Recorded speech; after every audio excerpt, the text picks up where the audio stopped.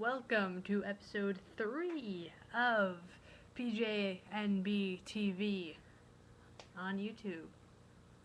So, there's a lot of news. Actually, there wasn't too much news on the Oilers side, and I kind of had to make news for the Sabres side.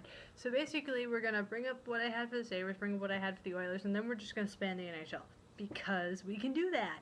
Because that's my show. And there's some stuff that I really should be talking about that I haven't really talked about. I've been kind of ignoring the entire NHL, which is bad. Very, very bad. So, just making sure everything's closed up. And we'll start in the East, move west, and then cover all. So, first off, let's see.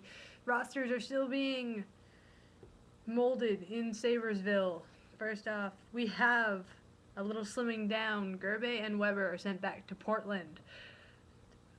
What do we think about this? Well, there's kind of been a few seasons tug of war between Portland and Buffalo over Weber.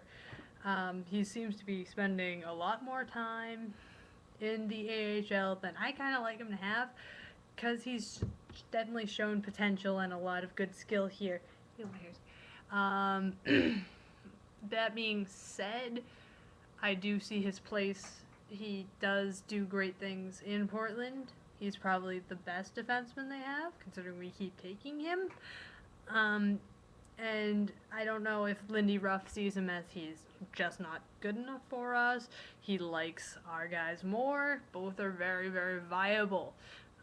Whenever we have needed Weber and we've taken him from Portland, he's done nothing but his job. And he's really, really almost, I don't want to say improved, but he's really been able to keep up with our players, which is awesome. I'm waiting for the moment where we take him permanently, because that will be happening in the future.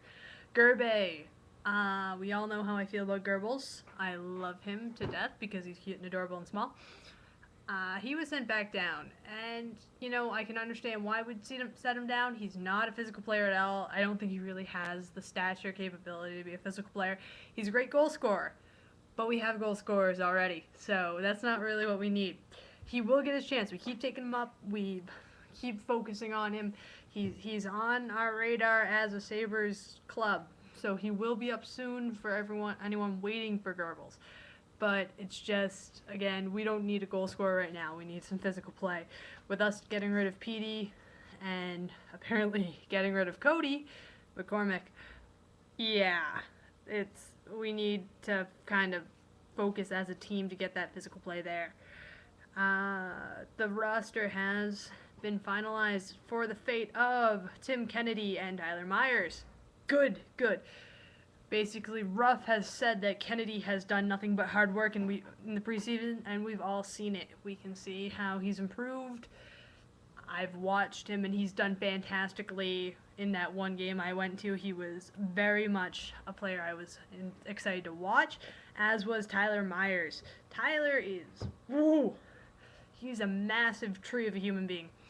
So he definitely gives us some of the body that we do not have with our other players. He can take battles, even though he might blow over. Thing is, he is tall, and he does have a body. So I think that it's kind of critical that we kept him. He does have skill, and I'm happy that we did, in fact, keep him. Okay, Sam is stuck on the fourth line.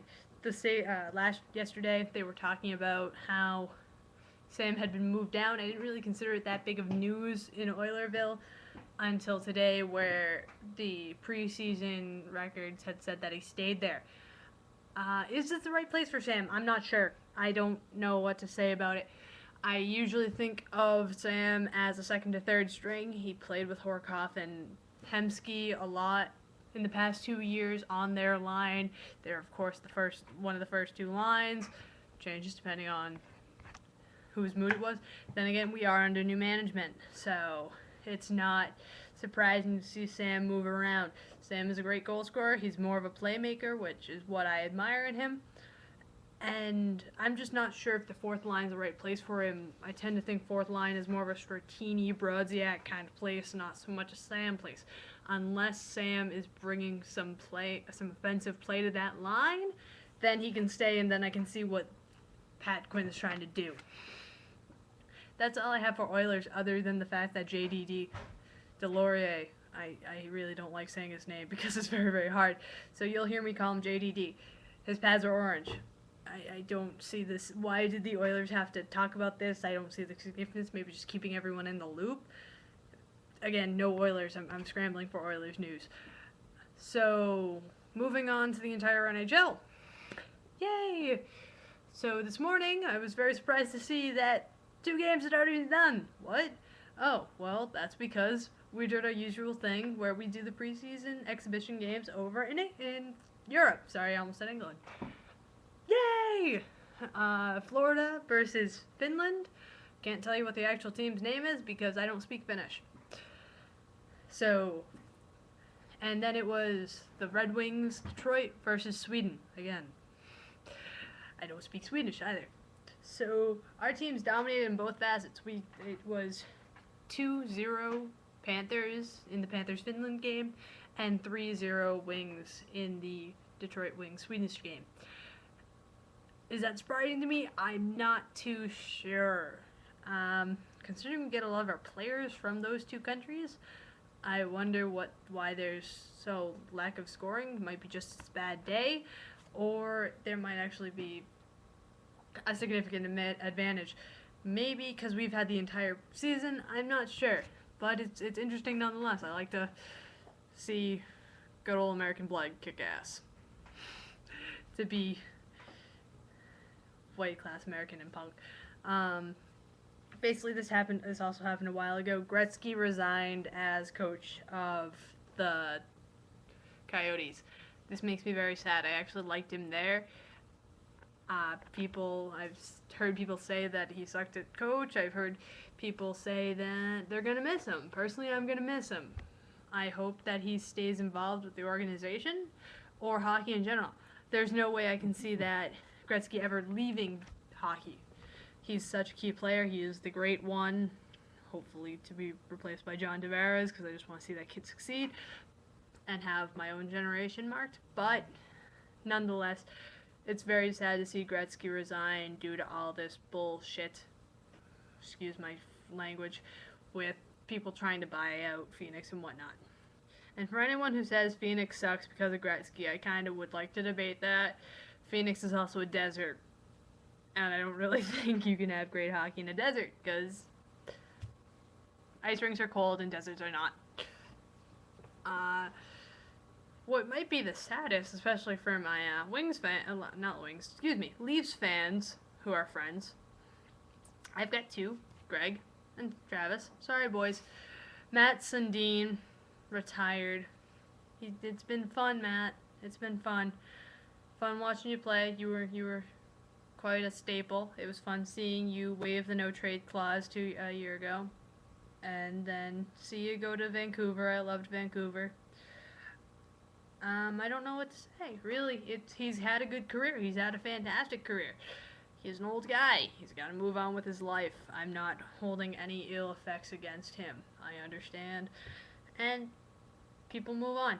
Now, the question is, will he come back? Peter Forsberg has retired like 4 or 5 times. I still don't know if he's still retired. He might be, finally. But seems that hockey players can't stay away from the game for too long. So I wouldn't be surprised if this is not the last thing we see from Mats. He's been such a key, quintessential player in Toronto. He had his time in Vancouver. He's not leaving hockey. So, guys, don't be too sad over it. You're not going to miss him. He's going to be back somehow, some way. If not coaching, assistant coaching, or just if you're in Toronto, he'll probably go back. I don't know. But he's not out of the game. Yeah, that's all for today. Today was a really slow hockey day. I don't know if anything will happen within the next 7 hours, 2 of which I'll be busy, so you're not getting anything less from me.